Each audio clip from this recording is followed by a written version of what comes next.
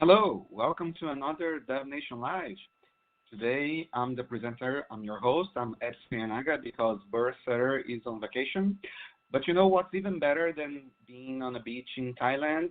Having a session about a Knative deep dive with the great Kamesh Sampath. So Kamesh is one of the best speakers and engineers that we have inside Red Hat, and I'm pretty sure you'll be amazed with what he has to present. So Kamesh, the stage is yours. Thank you so much, Edson. Hello, everyone from other corners of the world.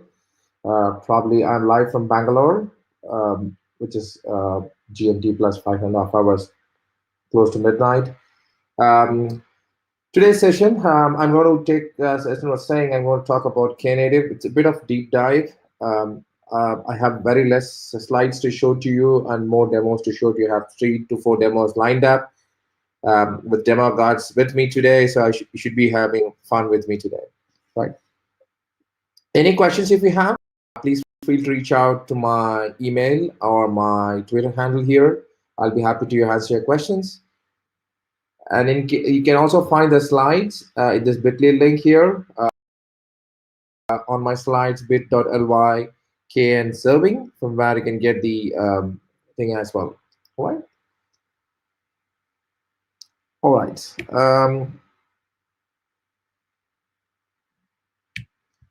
Let me see. Yeah. So before we get further into the details about Knative, I want to tell you guys that there are a bunch of resources that's available. Don't worry if you miss my commands on the screen or anything else. So all the GitHub resources that's there on the right side of the things is where you find all the materials.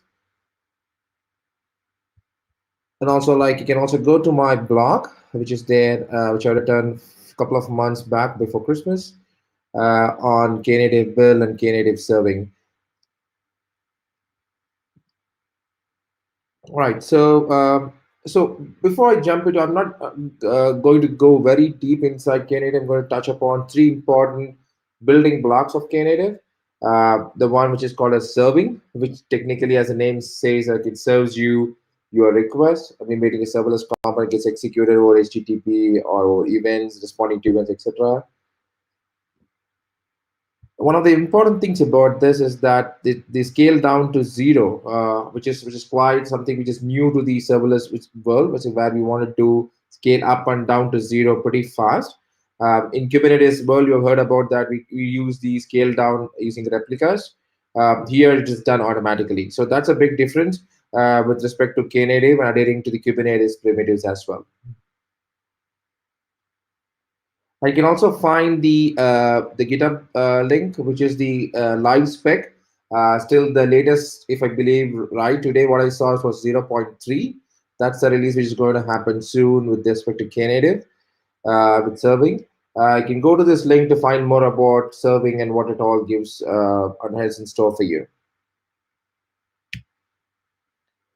All right, so before we get further, I want to go show you a quick demo. As I said earlier, this session is going to be full of demos. So let me quickly check to my screen. So I have 3 basic installations of Knative. One is done on local minishift, which is the single node cluster of OpenShift that can run on your laptop or the desktop computers.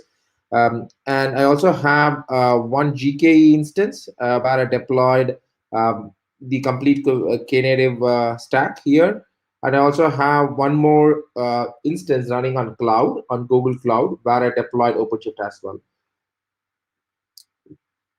I'm going to shift through three instances to show you that the commands remain same, everything remains same. So all that the instances are going to be deployed in different consoles as well, right? Just to have a feel of that we can also go hybrid on the things how Knative works as well. Right? So if you're very curious on how it works, how it gets deployed, so you can go to this link right on my browser. I think I'm not able to. I can put it on chat. So if I'm trying to see if I can blow this up. So that's GitHub link where you can go find out the documentations from where you can install Knative on OpenShift and MiniShift, etc. That's how I follow the guides today to do my installation. If you want to see how you want to deploy Knative to other platforms that you might have, I would suggest you that you go to the upstream, from where you can see how to deploy Knative in the other platforms as well. I use a similar one like here, what you see on my screen, to deploy Knative on Kubernetes GK engine, so that you can have different flavors of Kubernetes running Knative for you. All right, so first for the demos, like this demo is basically show you like deploy a very simple high-level program, and also I'm going to show you like how Knative will do an automatic scale up and scale down for you. So we will just alter some parameters to make sure that it is pretty fast within the time window I have. So I'm right now logging in. As I told you, like these blogs are there as part of the link resources which I shared earlier. So let me quickly see what I need to do. I have two different heads. One on Java and one is on Node.js. Pretty much the same application which says hello world to you. So what I'm going to do is like I'm just going to do Java, and then let me quickly build a Docker image for you. Let's say mvmw package. I'm using Jib. For people who are aware of Jib, JIB is the builder plugin which can be used to build Docker images and push it to external registries. I'm just doing a Jib build right now to do the Docker build of my application. It just packages the application for you and then makes a Docker image, which can be used for you to deploy your first Knative application for you. Right, you see this, it gets from the image that's from gcr.io, and then it's loading the Docker daemon to connect the Docker daemon, and we have this particular image, if you see here, got created for you, right? So dev.local greeter, there's something which is getting created here, all right? So there are multiple strategies to deploy your serverless applications. So what I'm going to do is like, I'm just going to kubectl. I have an alias called as K, so I'm just expanding that right now to get pods -w. So see that I'm watching what pods gets deployed right now for you, right? And then quickly, I'll also go to my screen to show you what I have going to do this, right? So let me jump to the service. So this is a typical service YAML, if you will. That deploys your service. A service is a holistic deployment that deploys all the building blocks of Knative. So in this example, don't worry about the internals of it. It still looks like your typical Kubernetes resource, right? And we have an image which says that, okay, this is an image that's going to get deployed, and we pass a couple of environment parameters as well. So the syntax looks very close to the Kubernetes service and plus deployment together. But this one uses your CRD, the custom resource definitions, which has the serving Knative dev v1 alpha 1, right? So let's quickly deploy this f, and then I'll say service.yaml, go one level up. And then the moment you see this, the deployment starts. I have cached a few images earlier to save our time. So you'll see one deployment automatically getting created here for you, and then it's up and ready for you to run. So let's get to see, as I told you earlier, K is an alias from a Kubernetes, just to save some typing for me. I say get SVC, I just say KSVC, which is Kubernetes Knative service. You'll see one service getting deployed, and then you also see a custom domain name which is given to this. We'll be using this to call this particular service here. So let's see how we call this. So to call this service, I might need to use one more service. Let's get SVC Knative Ingress Gateway FNN STO. It's backed by STO system. Okay, maybe I missed something. But okay, let me check. Just getting all the services from STO system. Maybe I have some people right there. STO system. So you should see this Knative English kit. I think there is no dash earlier. So and then it has a load balancer. I mean node port available in 32380. So that's what I'm going to use. Curl -h. If you remember that the earlier service gave us the name as greeter.example.com. I'm just going to use this as my host header since I don't have any domain name doing things inside. And then I need to use the Minishift IP, so which can be got like Minishift IP 0. There you go, right? So you got the response for your first Knative service just like that. Curl -h host name, and then you give the actual domain name, which can be controlled as well. We'll do one more interesting thing right here. So let me see if I have this command. Just going to watch the pods here, and then I'm going to tune a bit of parameters here on my Knative side. So I'll just go to my scripts.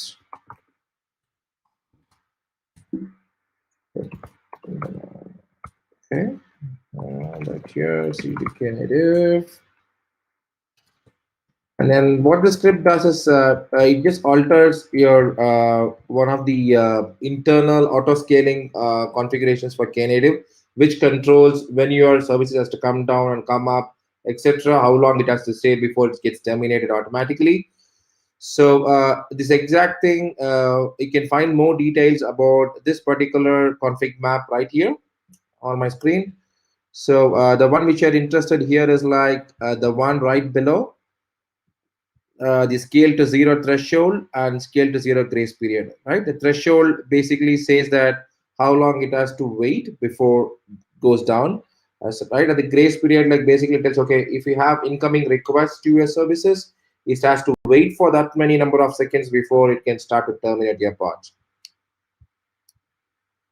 So what I'm going to do right now is like I'm just to bring down this value to 30 seconds and then 1 minute so that you can quickly see within this time window that how quickly the service scales up and scales down as well, right? So I'm going to end this script and then say configure scaling. This is just a script which I wrote, which kind of brings down the pod and then updates the config map and then brings up the pod again. So as you have seen this particular deployment has been there for 4 minutes. So probably might start to shut down in the next 50 minute or so. So let me see this. So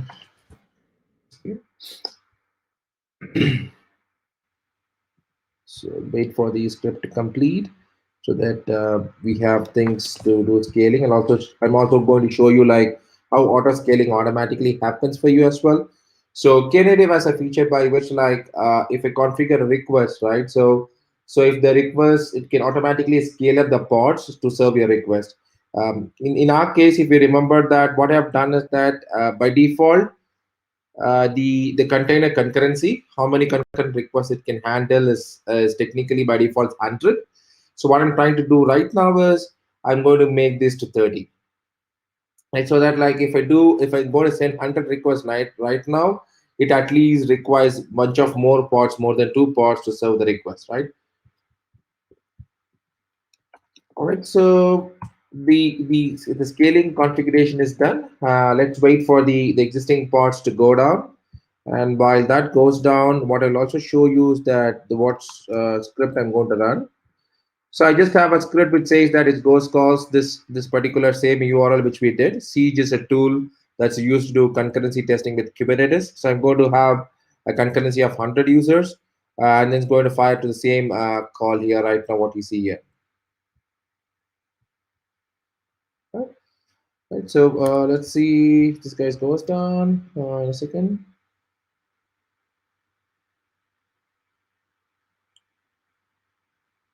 So now let's try to see. Let's play with it to see if that works. So now this guy already has 100, so it quickly serves a request because it has 100 requests. So let's see if this comes down in a second. So While this comes down to zero, what I'm going to quickly show is that I'm going to take you to the Google compute engine. So where I'm going to show you, I already have a Knative deployed here. I'm just going to show you how to deploy Knative to an external thing as well, right? So I'm just logging into my Kubernetes cluster in GKE. Let's see if this is not died yet. So let's wait for some more time.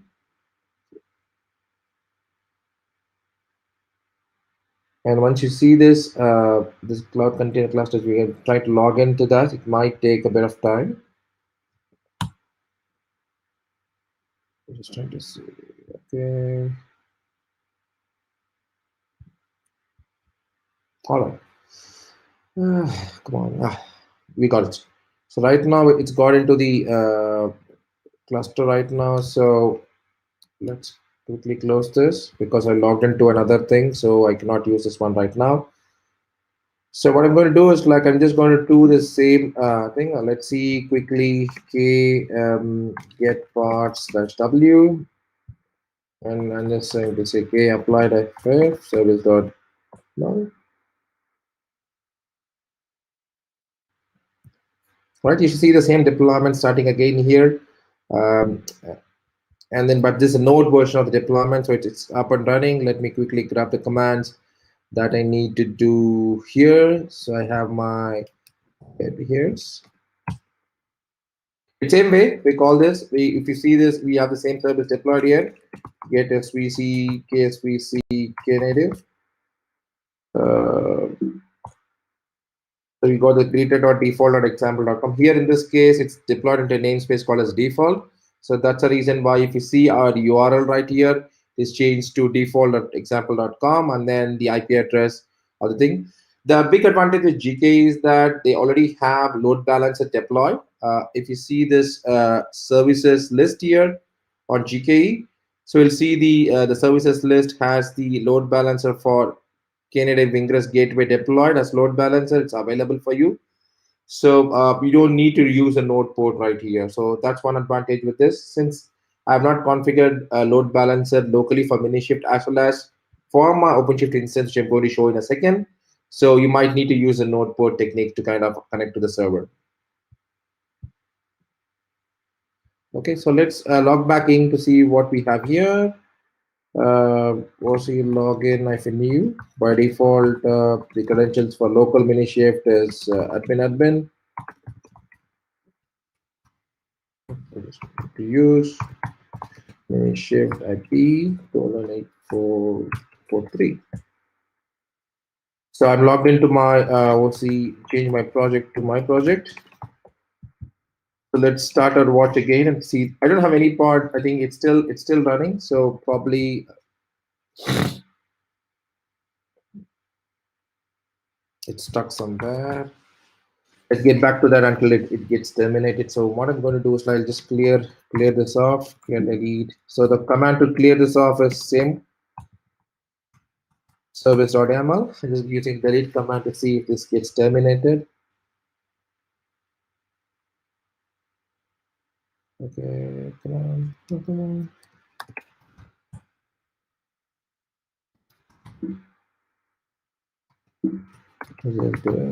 All right.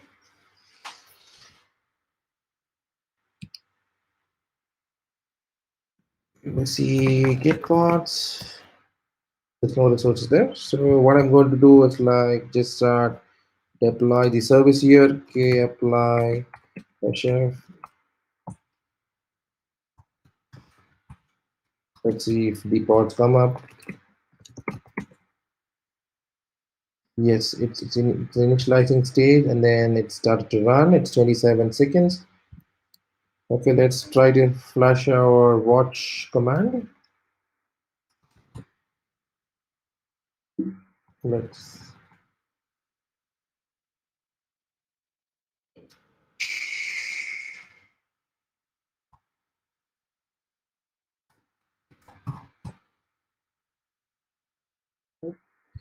this is 36. I think probably I'll try to watch it in 10. Every 10 seconds so that we know this guy is going to come down or not. All right, so I'm just running out of time. I'll just jump to the other demo right now. So if this not doesn't get shut down, like we'll see, I have to log into another console here. So as I told you, let me get back to my slides. Probably.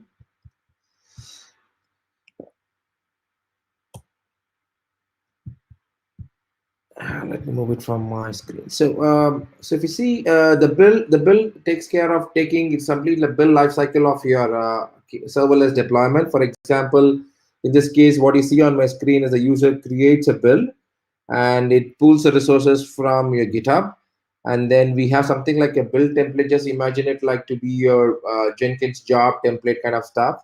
So it takes, and the build is kind of uses this template to kind of run multiple steps.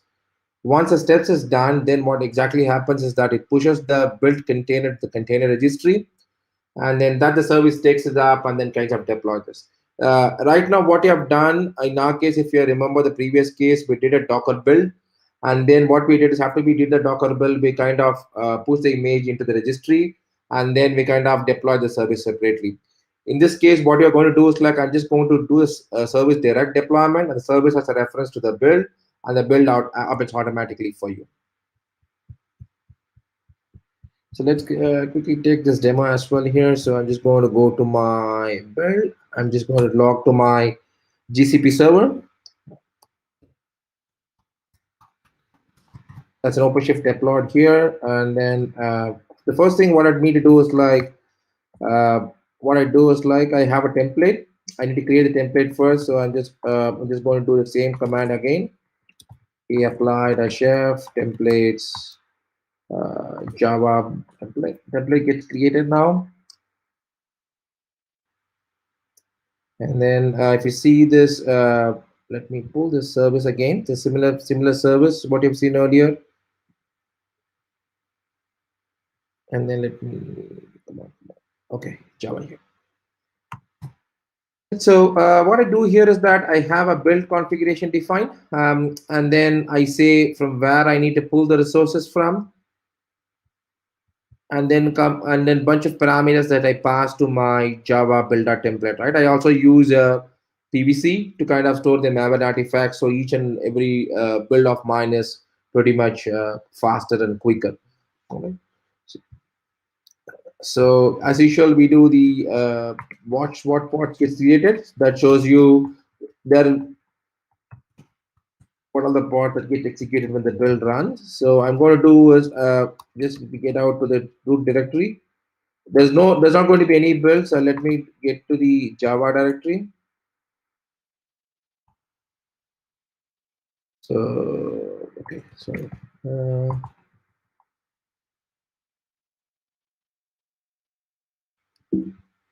It's a build, right? Do a build of file directory, cd to build logs. Okay.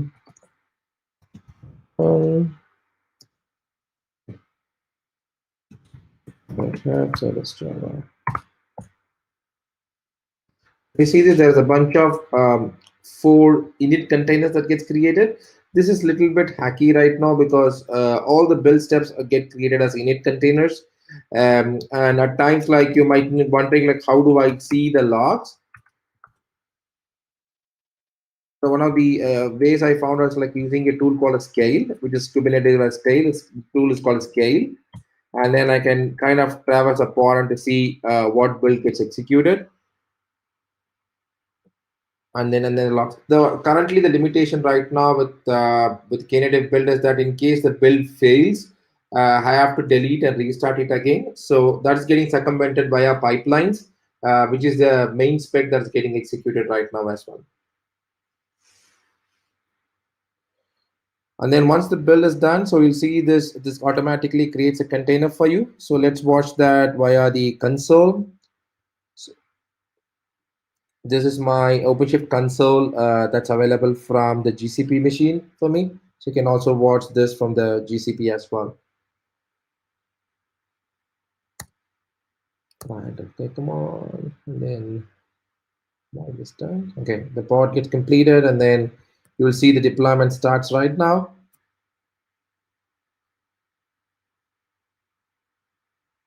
In a few seconds, we should have the deployment up and running. Right? So let me grab the command that I used to call this girl as well. So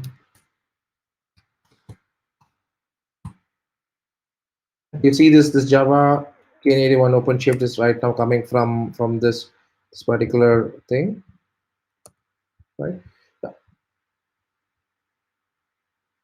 All right. I think I have 3 more minutes left. Probably I might be short of my other demo which I planned for. So I'll leave to Edson to see the questions that could be answered for now.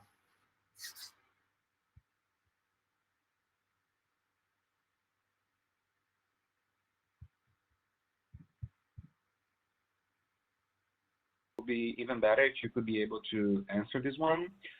Alessandro was asking which of the features being demonstrated are provided by Knative and which of them are provided by Kubernetes.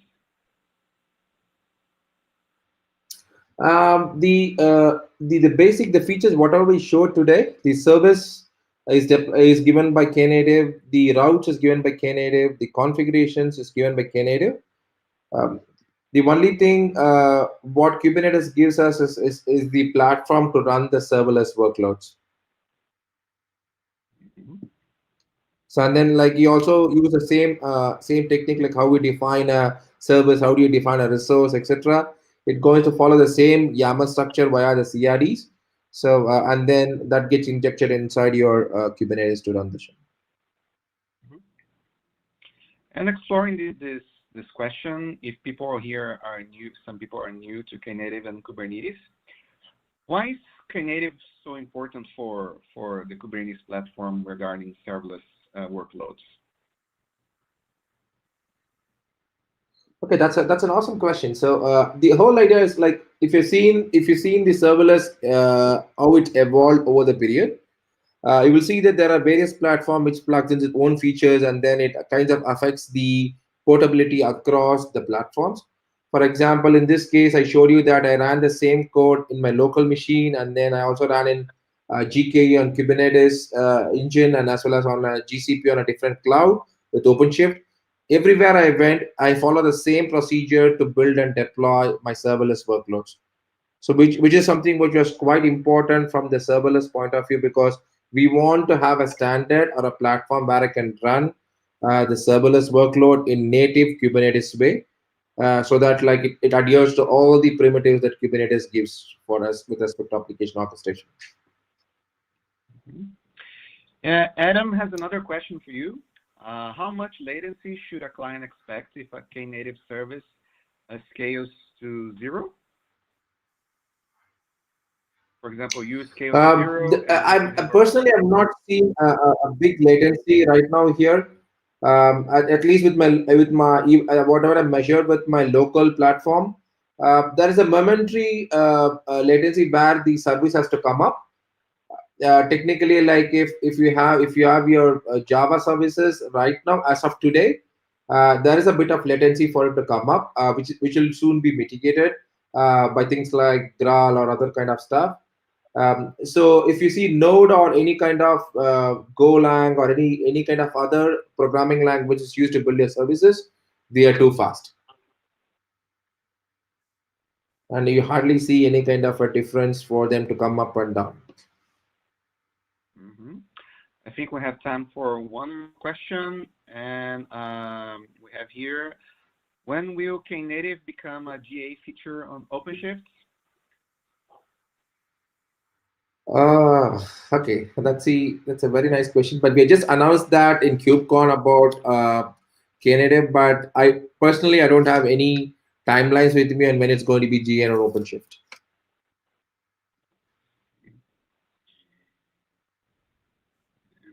And oh, we might have one last question here. So 1 minute. Any comments on performance under high workload for Knative? I think right as of today, I think still the specs are maturing. If you see the latest release of Knative serving is only 0.3.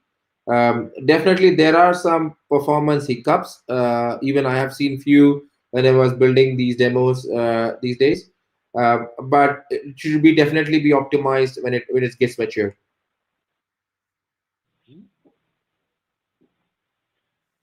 All right. I think we are uh, out of time. So first of all, I would like to thank you for watching this Right. session, and I would like to thank Kamesh also for this great presentation.